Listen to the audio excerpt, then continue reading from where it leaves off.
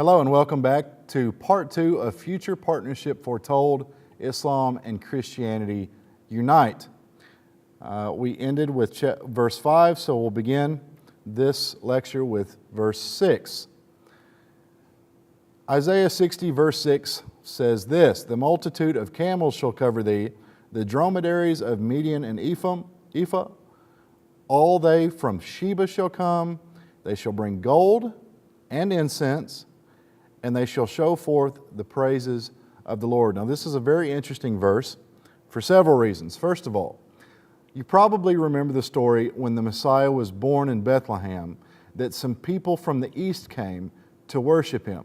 They were the first. As a matter of fact, they had been traveling from afar, following a star that they understood was a fulfillment of a prophecy that had been given to them through an eastern prophet named Balaam. Now, when they arrived in Bethlehem, no one seemed to know why the star was there or that it was time for the Messiah's appearance. But the wise men were able to find the Christ child and they worshiped him. They also brought gifts. If you remember in the story, those gifts were gold, frankincense, and myrrh. So gold and incense is something that was provided as a gift from the east at the birth of the Messiah. This was used for his benefit. It helped him to escape the persecution and destruction that happened with the young children in Bethlehem by order of the king when he fled to Egypt, and thus preserving his life as a small child. So this is a significant gift that was given to him, and it's once again mentioned in Isaiah in this prophecy that they would bring these things to bear for the sake of God's people who are illuminated with God's glory. Now, Midian, as we've looked at before, is a son of Abraham. It refers to him, his country, and collectively his descendants. Ephah is a son of Midian and the region settled by him. So we're looking at not only the people themselves, but their descendants in the region in which they settled. Okay? Now, this is a very interesting detail. It says that they'll bring gold and incense. Now, the word gold in the Strong's is just figuratively something gold-colored.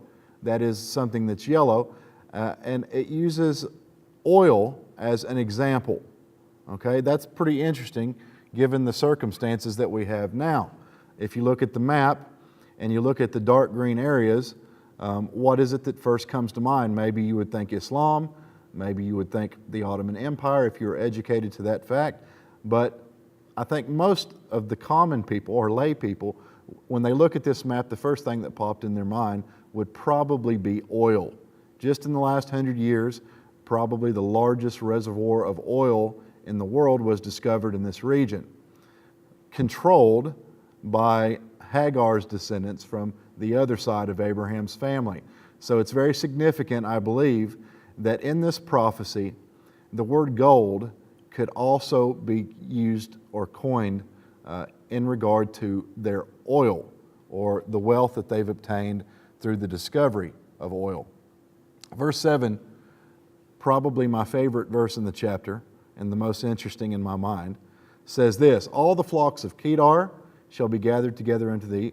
The rams of Naboth shall minister unto thee. They shall come up with acceptance upon mine altar, and I will glorify the house of my glory." Now, who is Kedar? Kedar is a son of Ishmael, specifically the second-born son of Ishmael. Naboth is also a son of Ishmael. He is the firstborn, and it is believed that the prophet of the Muslim world, Prophet Muhammad, peace be upon him, was a direct descendant of Naboth. So here, the first two of the 12 princes are named specifically, along with Midian, Ephah, and Sheba. These are all Middle Eastern places geographically, and the tribes and descendants of the biblical characters that we know. Now, it says that they shall minister unto God's people. These people who have been illuminated with the glory of God. Okay? And that they shall come up with acceptance upon God's altar. This is very interesting. This is not necessarily a Christian group, because we all would recognize or believe that you are a child of Abraham, or you become the seed of Abraham when you have the faith of Abraham, right? This is a New Testament teaching. And we believe ourselves to be, as Christians, as the remnant church, this people that will receive the outpouring of the latter rain, would be filled with God's Spirit. In the last day, a work would be done or accomplished by this people who have the Spirit of God poured out on them, which is exactly what Isaiah is describing in chapter 60. This prophecy has certainly not been fulfilled literally in history. So we all look forward to this event, and it's describing not only what will happen through God's people, or how God's people will be filled with His glory, and that the nations and the Gentiles around about would be attracted to this glory, but it specifically names people, their descendants, and the regions that were settled by them in a very direct way. Okay? A very interesting prophecy. They shall come up with acceptance upon mine altar, God says. In verse 8 it says, "Who are those that fly as a cloud, and as the doves to their windows?" I thought this is an interesting verse because a plague of locusts, a large group of locusts, as they fly through the air and move from one place to the next, devouring vegetation, it often looks like a cloud of insects. And this is how it's described in verse 8. Verse 9 it says, "Surely the isles shall wait for me, and the ships of Tarshish first, to bring the sons from far, their silver and their gold with them, unto the name of the Lord thy God, and the Holy One of Israel, because He hath glorified thee." Now, silver in this particular verse, the implications are simply money, that they would bring their money, their means to bear for the sake of God's people. Okay? Gold we've already looked at. The implications here could very well be the fact that they are one of the wealthiest, if not the wealthiest nation in the world because of their oil resources. Chapter 60, verse 10. "And the sons of strangers shall build up thy walls, and their kings shall minister unto thee. For in my wrath I smote thee, but in my favor have I mercy upon thee."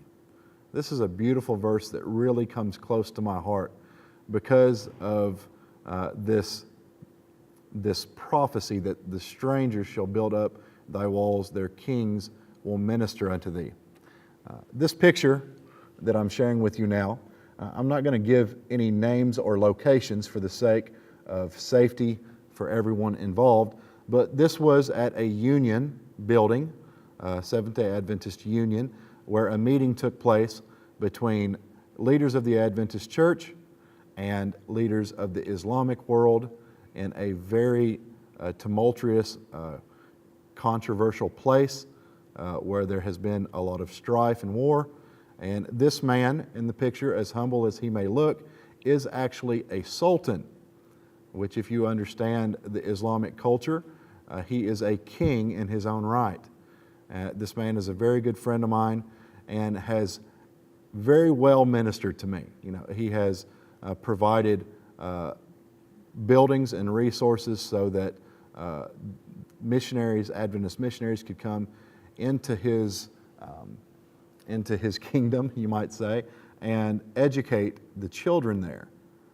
He has brought peace between rebel commanders and Seventh-day Adventist missionaries and lay people who have done a fantastic work in this community to educate and improve the lives of people who have suffered a great deal under the oppression of war. So this king also has, on multiple occasions, sent me a text message or called me on the phone or had one of his daughters to contact me just to say, hey, we're praying for you, we're thinking about your family, may Allah bless you and keep you and provide for you in remarkable ways, and God has certainly answered the prayers of that king on my behalf. I want to share with you some inspired commentary that I think is very interesting in regard. I think there's a connection between this vision and the prophecy that we just studied.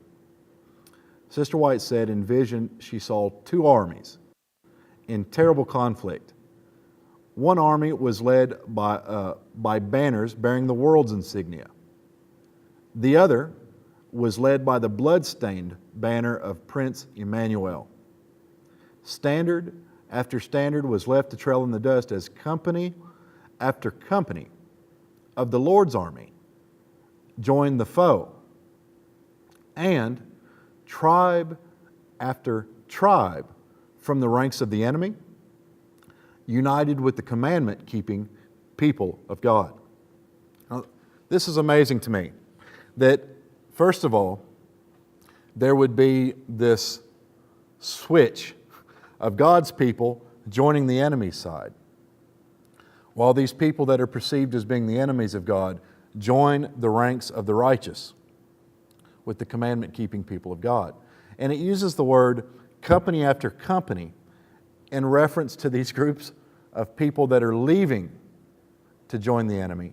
And it uses a different phrase, or a different word, tribe after tribe, for those that are joining the ranks of the righteous. It's interesting that it would use this language, because